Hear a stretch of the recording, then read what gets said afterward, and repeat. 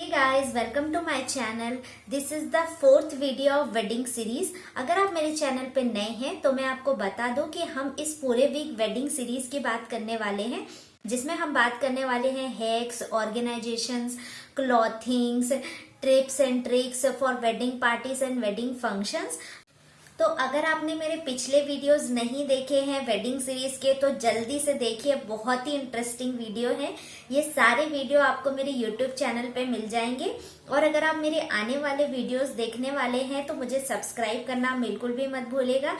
And don't forget to follow me on Instagram. My Instagram handle is fashionable homie. तो आज का जो video होने वाला है वो होने वाला है that what should you keep in mind before selecting a makeup artist and hair stylist.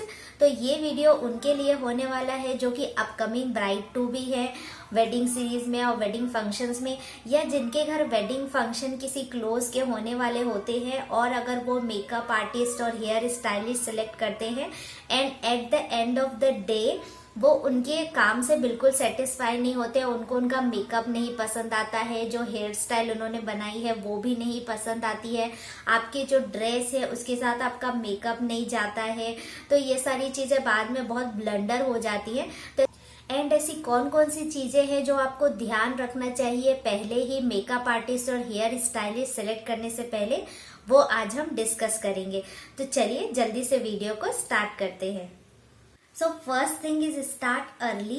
Makeup artist and hair stylist is the most important part of wedding functions and wedding parties. So you can't delay this thing.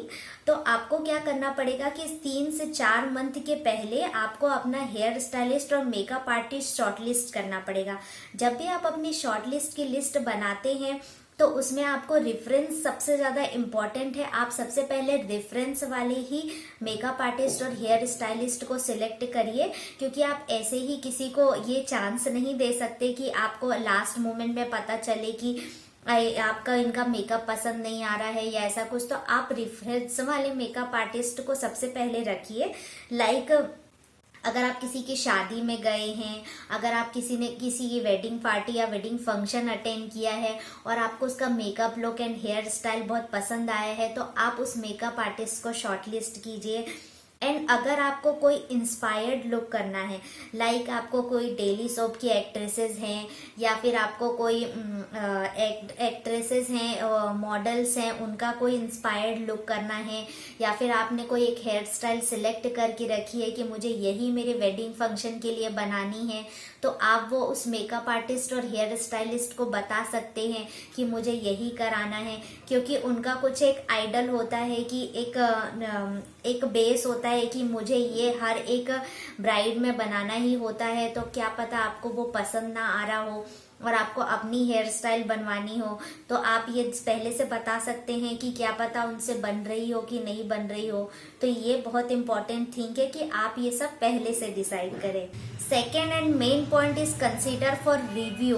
Review is most important thing and review is really matters when you selecting a makeup artist and hair stylist.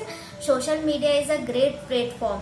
Social media में क्या होगा कि अगर आपने कोई makeup artist और hair stylist select किया है तो आप वहां पे उनके रिव्यूज चेक कर सकते हैं। किसी न किसी ने वहां पे रिव्यूज तो दिए ही होंगे, वो रिव्यूज अच्छे हैं या बुरे हैं आप उनको जरूर रीड करिए। उनकी एक साइट होती है हमेशा हर किसी पार्लर की, तो वहां किसी न किसी ने तो रिव्यूज दिए ही होंगे कि अगर उन्होंने किसी चीज के लिए, किसी पर्टिकुलर चीज के लिए मेकअप आर्टिस्ट हायर किया था या हेयर स्टाइलिस्ट हायर किया था तो उनको वो चीज पसंद आई है या नहीं पसंद आई है, तो आप उनको रिव्यू कीजिए और उसके बाद ही आप अपने हेयर स्टाइलिस्ट और मेकअप आर्टिस्ट को डिसाइड कीजिए।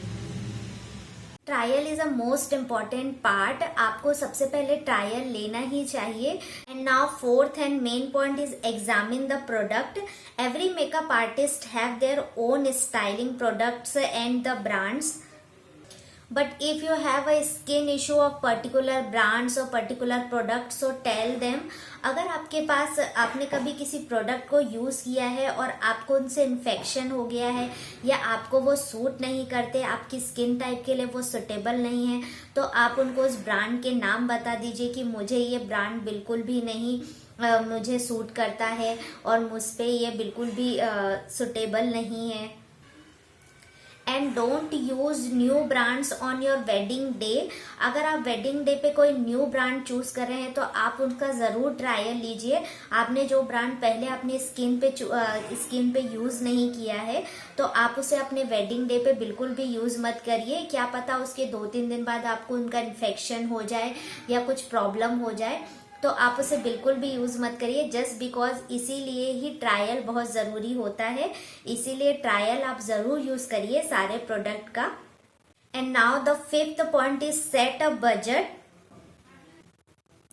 You always set a budget so that you pick a makeup artist and hair stylist with your budget. The makeup artist and hair stylist are available in a range of 8 to 10k. 10k means 1000 up to 1 lakh rupees. But you have to choose your own budget with your own budget. तो इसके लिए आपको अपना budget पहले से ही prepare करना पड़ेगा, जिसके हिसाब से आप अपना makeup artist and hair stylist choose कर सकते हैं। The next point is package. आपको ये पहले से पता होना चाहिए कि आपने जो पर्टिकुलर अमाउंट का पैकेज सिलेक्ट किया है उसमें क्या क्या इंक्लूड है, क्योंकि जो कुछ मेकअप आर्टिस्ट और हेयर स्टाइलिस्ट है वो एक अपना पैकेज बना के रखते हैं, लाइक कि वो सिर्फ मेकअप करते हैं और उसके बाद वो सिर्फ हेयर स्टाइल ही बनाते हैं, आपकी साड़ी ड्रेपिंग में या आपके ड्रेस ड्रेपिंग में हेल्प नहीं करते हैं।